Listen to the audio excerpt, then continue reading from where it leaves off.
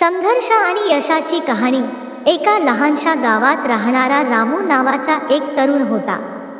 त्याच्या कुटुंबाची आर्थिक परिस्थिती फारच खालावलेली होती. रामूला शिक्षणाची खूप आवड होती, पण घराच्या गरिबीतून त्याला शाळा सोडावी लागली. तरीही त्याच्या मनात शिक्षण घेण्याची आणि मोठं होण्याची आग्रही इच्छा होती.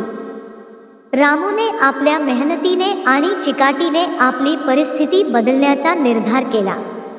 तो सकाळी उठून गावाच्या वेशीवर जाऊन दूध विकायचा आणि त्यानंतर शेतात काम करायचा.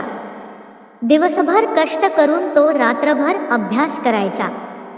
त्याच्या मेहनतीचे फळ हळूहळू मिळू लागले. त्याला गावातील लोकांचे सहकार्य मिळू लागले आणि त्यांनी त्याला शिक्षणासाठी मदत केली.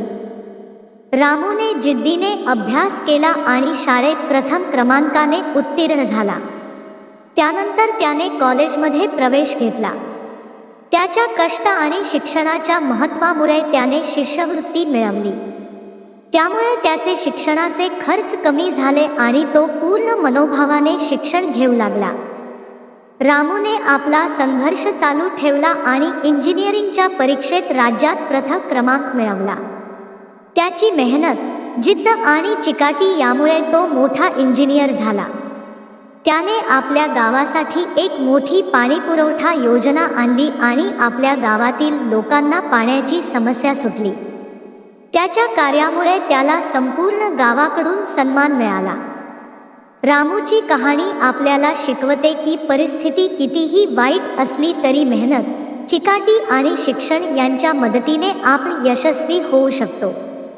संघर्ष हा यशाचा मार्ग असतो आणि अपार मेहनत केल्याने कोणतीही गोष्ट अशक्य नाही. रामूने आपली परिस्थिती बदलून आपल्या कुटुंबाला आणि गावाला एक नवीन दिशा दिली.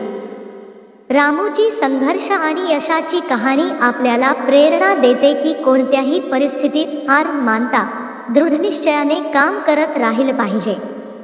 यश आपल्याच हातात असतं, फक्त मेहनतीचा आणि सकारात्मक विचारांचा पाया मजबूत असायला हवा. धन्यवाद.